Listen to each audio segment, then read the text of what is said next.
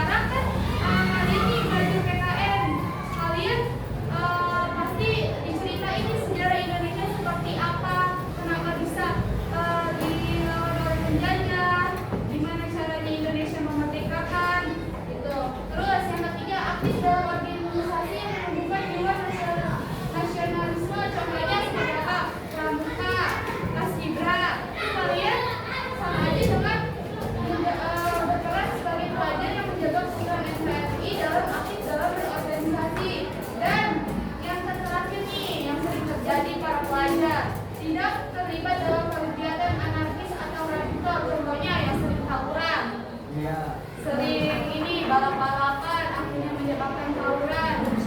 Tuh, pasti sangat rahasia umum lagi di sekolah, pasti ada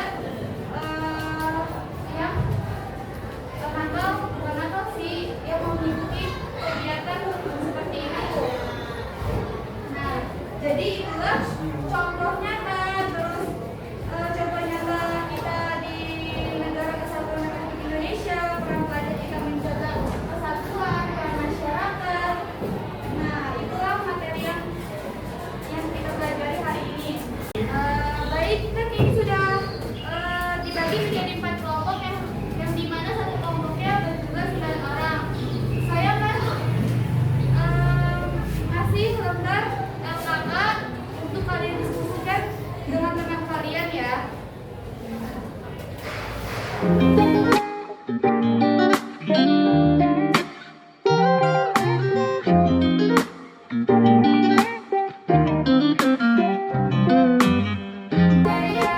Saya beri waktu 10 menit untuk mengisi dan berdiskusi terhadap teman kalian. Dimulai dari sekarang ya.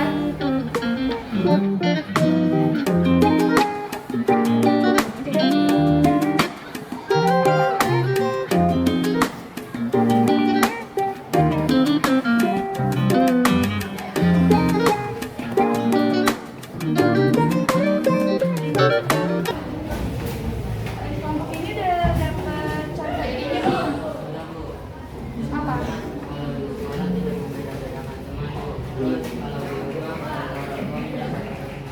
Iya, terus contoh itu contoh yang baik. Terus siapa lagi itu intinya? Iya benar, kita membeda-bedakan teman, kita menjadi sudah waktu diskusi dengan temannya sudah selesai. Sekarang kita tugas individu ya, mengerjakan tugas sendiri melalui LKPD yang saya akan berikan kepada kalian. Nanti kalian kumpulkan dan pengerjaan isi LKPD-nya selama 5 menit.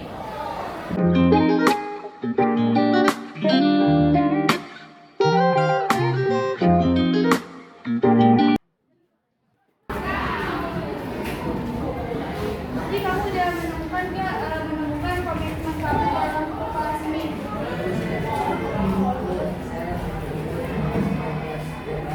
Wah, bagus sekali ya. Dan berikutnya itu membersihkan kelas. Terus kamu Fikri, kalau mengapa kamu memilih menjaga keutuhan NKRI?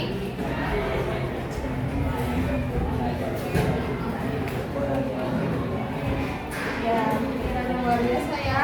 Untuk bisa lingkungan tetap nyaman, terpelihara juga menjalankan sikap tanah air bertanggung jawab. Dan lanjutkan lagi baik untuk tugasnya dan LKPD-nya dikumpulkan.